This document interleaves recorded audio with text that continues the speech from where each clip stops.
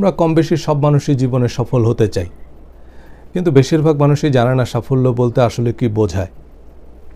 কিংবদন্তি sales trainer public speaker Tom Hopkins সে কারণেই সম্ভবত বলেছিলেন, তুমি তোমার সারা জীবন সাফল্যের পেছনে দৌড়াদৌড়ি না করে একবার 5টা মিনিট এক জায়গায় বসে ডিফাইন করো যে সাফল্য আসলে জিনিসটা কি। সফল হওয়ার মানে এক এক জনের কাছে এক এক রকম। সফল হওয়ার হাজারটা রাস্তা আছে, কিন্তু দিক বিদিক ছুটাছুটি করলে বেলা শেষে আপনি কিছুই অর্জন করতে পারবেন না। একবার শিয়াল আর বেড়াল এক মাঠে বসে গল্প করছিল। গল্পের বিষয়বস্তু ছিল কুকুর, দুজনেরই কমন শত্রু। শিয়াল তো বিশিষ্ট পণ্ডিত, সে বলছিল যে দেখো, কুকুরকে নিয়ে আমার খুব একটা মাথা ব্যথা নাই, কারণ কুকুর থেকে বাঁচার অন্তত 100টা ফর্মুলা আমার জানা আছে। বিড়াল বলছিল, ভাই আমি এক লাফে গাছে উঠতে পারি, এই একটা ফর্মুলাই জানি। তো তাদের এই আলোচনার মধ্যেই একদল কুকুর তাদের দৌড়ানি দিল। তো বিড়াল যেহেতু একটা ফর্মুলাই জানে, সে এক মুহূর্ত অপচয় না করে এক লাফে গাছে উঠে বসল।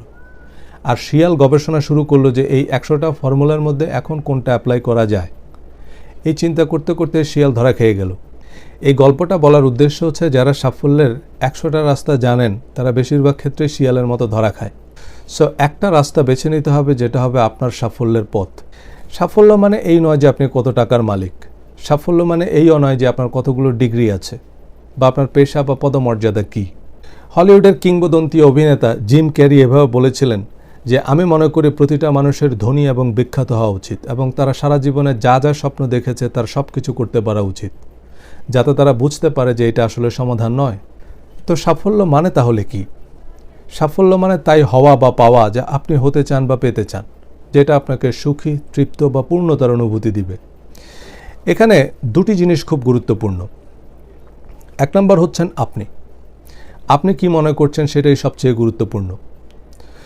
পৃথিবীর প্রতিটা মানুষের কাছে সাফল্যের আলাদা আলাদা রং, রূপ বা সংজ্ঞা থাকতে পারে। আপনার আশেপাশে এক একজন মানুষের কাছে সাফল্যের এক এক রকম পরিচয় থাকতে পারে। কারো কাছে গায়ক, কারো কাছে নায়ক, কারো কাছে ডাক্তার, আবার কারো কাছে মিনিস্টার হতে পারে সাফল্যের উদাহরণ। কারো কাছে অনেক টাকা মানে আগামীকালেরও খাবার কেনার মতো পর্যাপ্ত পয়সা থাকা, আবার কারো কাছে ব্যক্তিগত বিমান কেনার মতো টাকা থাকা। কারো কাছে জ্ঞানের চেয়ে ডিগ্রি গুরুত্বপূর্ণ, কারো কাছে আবার জানাটাই প্রধান উদ্দেশ্য। 8 বছর বয়সে সাফল্য মানে বাসায় ফেরার রাস্তা মনে রাখতে পারাটা। 18 বছর বয়সে সাফল্য ড্রাইভিং লাইসেন্স পাওয়া। 35-এ সাফল্য হতে পারে অর্থ উপার্জন। 45-এ যৌবন ধরে রাখতে পারা। 65 বছর বয়সে সাফল্য হচ্ছে রোগমুক্ত সুস্থ শরীর। 85 বছর বয়সে সাফল্য মানে এগেন বাসায় ফেরার রাস্তা মনে রাখতে পারা। এক এক বয়সে, এক এক সময়ে, এক এক পরিস্থিতিতে এক একজন মানুষের চাওয়া এক এক রকম হবে, কিন্তু সেসবের বাইরে এসে আপনাকে ডিফাইন করতে হবে আপনার সাফল্যের যাত্রাপথ। নয়তো একসময় আপনার মনে হবে আপনি একটা মিথ্যে মরীচিকার পিছনেই ছুটেছেন। আশেপাশের মানুষদের চোখে আপনার সাফল্য বর্জনগুলো যত ঈর্ষণীয় হোক না কেন, সেসব আপনাকে সুখ বা পূর্ণতা দিতে পারবে না। আপনার কাছে সেসব অর্থহীন মনে হবে। হলিউড অভিনেত্রী মেরিলিন মনরো যখন আত্মহত্যা করে, তখন তিনি দুনিয়ার অন্যতম সেরা, সুন্দরী, সফল এবং বিখ্যাত ছিলেন। বলিউড অভিনেত্রী দিব্যা ভারতীয় আত্মহত্যার সময় তার ক্যারিয়ারের সেরা সময়ে ছিলেন, কিন্তু এসব অর্জন তাদের কাছে হয়তো অর্থহীন মনে হয়েছে। তাই দ্বিতীয় গুরুত্বপূর্ণ বিষয়টি হচ্ছে আউটকাম। সাফল্যের আউটকাম হতে হবে হ্যাপিনেস। আপনার সম্পদ বা অর্জনগুলো যদি আপনার সুখের বা আত্মতৃপ্তির কারণ না হয়, তবে সেসব সম্পদের বিশেষ কি মূল্য আছে? বেশ কিছুদিন ধরে মিডিয়ায় আলোচনা হচ্ছে বিশ্বের অন্যতম সেরা ধনী, মেধাবী ব্যবসায়ী অ্যামাজনের প্রতিষ্ঠাতা জেফ বেজোসের ডিভোর্সের খবর। এই ডিভোর্সের কারণে স্ত্রী ম্যাকেঞ্জি বেজোসকে তার সম্পদের অর্ধেক, যা প্রায় $40 বিলিয়ন দিয়ে দিতে হচ্ছে।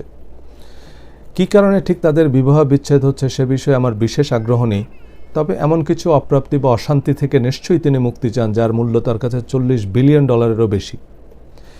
তাই একটা বিষয় সবসময় মনে রাখবেন, পয়সা সব কিছু নয়, এটা সব কিছুর একটা অংশ মাত্র। টাকা দিয়ে অনেক কিছু করতে পারবেন, আবার অনেক কিছুই করতে পারবেন না।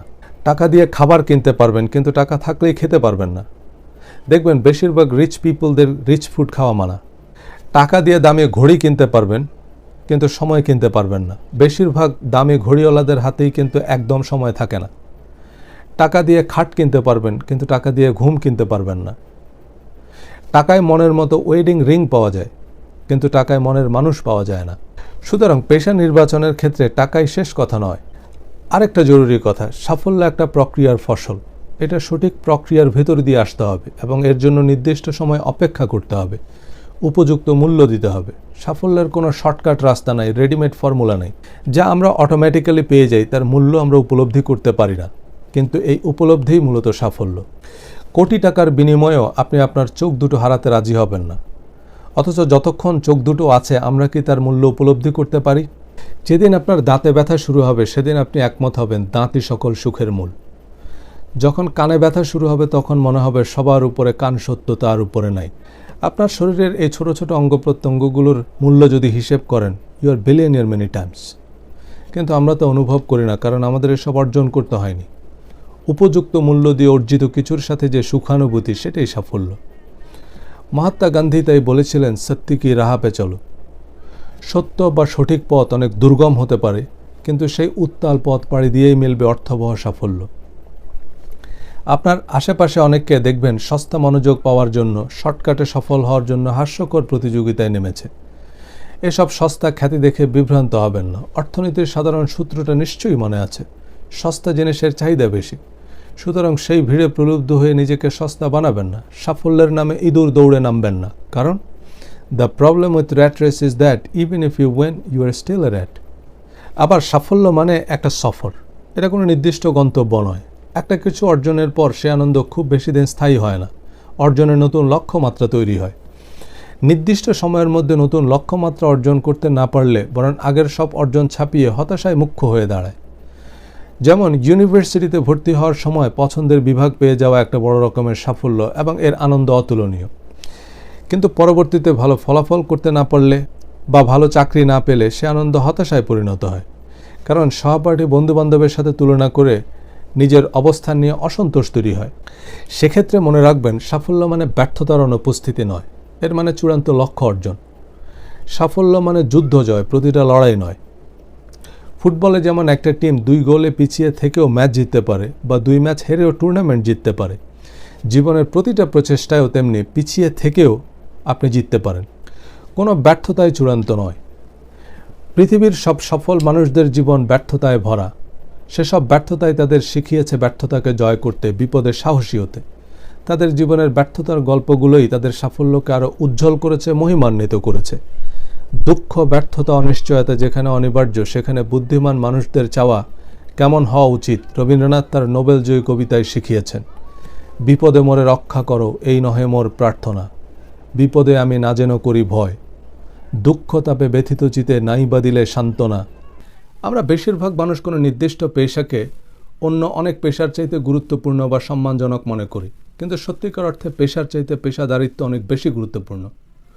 আমাদের অনেকের ধারণা সফল হতে হলে অ্যারোনটিক্যাল ইঞ্জিনিয়ারিং, মহাকাশ বিজ্ঞান বা নিউরোসার্জারির মতো জটিল বা কঠিন কোনো বিদ্যা আয়ত্ত করতে হবে, যেটা সাধারণ মানুষের মাথার উপর দিয়ে যাবে। কিন্তু সত্যি হচ্ছে, আপনি যে কাজটাই করছেন সেটা অন্যদের চোখে যত তুচ্ছই হোক না কেন, সে কাজটা এমনভাবে করবেন ঠিক যেভাবে লিওনার্দো দা ভিঞ্চি তার জগৎ বিখ্যাত মোনালিসা এঁকেছিল, বা রবীন্দ্রনাথ তার নোবেলজয়ী গীতাঞ্জলি লিখেছিল। চুল কাটা, রান্নাবান্না বা জামা কাপড় সেলাইয়ের মতো কাজগুলোকে আমরা খুব একটা সম্মানজনক বা গুরুত্বপূর্ণ কাজ মনে করি না, কিন্তু বহু হেয়ার বা বিউটি এক্সপার্ট, সেলিব্রিটি, শেফ বা ফ্যাশন ডিজাইনারকে আমরা চিনি যারা বিশ্ববরণ্য, অত্যন্ত সম্মানিত। তারা একই কাজ করছেন কিন্তু ভিন্নভাবে। যে কাউকে মাত্র 2 দিন ট্রেনিং দিলে সে ভালো বার্গার বানাতে পারবে। একটা বান 2 টুকরা করে মাঝে একটা কাবাব, লেটুস, টমেটো আর একটু সস দিয়ে দিলেই তো বার্গার হয়ে গেল। অন্তত বার্গার বানানো যে হেলিকপ্টার বানানোর চেয়ে সহজ, সে ব্যাপারে আশা করি সবাই আমার সাথে একমত হবেন। কিন্তু ম্যাকডোনাল্ডস সারা দুনিয়া জুড়ে $1 বিলিয়ন বার্গার বিক্রি করছে, যে পরিমাণ ব্যবসা অনেক হেলিকপ্টার কোম্পানিও করতে পারছে না। কারণ ম্যাকডোনাল্ডের বার্গার বানানোর ব্যাক এন্ড এবং ফ্রন্ট এন্ডের আয়োজন, যেমন রিসার্চ, ট্রেনিং, মার্কেটিং, ব্র্যান্ডিং, এইসব দেখলে মনে হবে বার্গার নয়, তারা তাজমহল বানাচ্ছে। সুতরাং আপনি কি করছেন তার চেয়ে কীভাবে করছেন সেটাই গুরুত্বপূর্ণ। এই ট্রেনিং সিরিজে আমরা 5টি পর্বে আলোচনা করব। প্রথম পর্ব, মাইন্ড ম্যানেজমেন্ট। প্রফেশনাল এক্সেলেন্সের জন্য যা যা করণীয় মোটামুটি আমাদের সবারই জানা, কিন্তু দুঃখজনকভাবে সেসব আমরা অনুশীলন করি না। যেমন প্রতিটা ছাত্রছাত্রী ভালো রেজাল্ট করতে চায় এবং তারা সবাই খুব ভালো করেই জানে ভালো রেজাল্টের জন্য তাদেরকে কি কি করতে হবে, মনোযোগ দিয়ে লেখাপড়া করতে হবে ইত্যাদি ইত্যাদি। কিন্তু বেশিরভাগ ছাত্রছাত্রী এই লেখাপড়াটা করে না, কারণ লেখাপড়া করতে ভাল লাগে না। ভাল লাগে মনে করেন খুশিতে ঠেলায় ঘুরতে। মানে এমন কিছু করতে ইচ্ছা করে যার সাথে ভালো রেজাল্টের কোনো সম্পর্কই নেই। অর্থাৎ মন তাদেরকে এমন কিছুতে ব্যস্ত করে রাখে যে করণীয় কাজগুলো আর করা হয় না। আপনি জিমের মেম্বারশিপ নবায়ন করলেন বা ব্যায়ামের নতুন সরঞ্জাম কিনলেন, কিন্তু এই কাল পরশু বা আগামী মাসের 1 তারিখ থেকে এমন নানান বাহানায় ব্যায়াম আর করা হয় না, তাই ওজনও আর কমে না। পেশাগত জীবনে আমাদের করণীয় কাজগুলি করব করে আর করা হয় না, কারণ আমরা আমাদের মনকে নিয়ন্ত্রণ করতে পারি না বা মন নিয়ন্ত্রণের পদ্ধতি জানি না।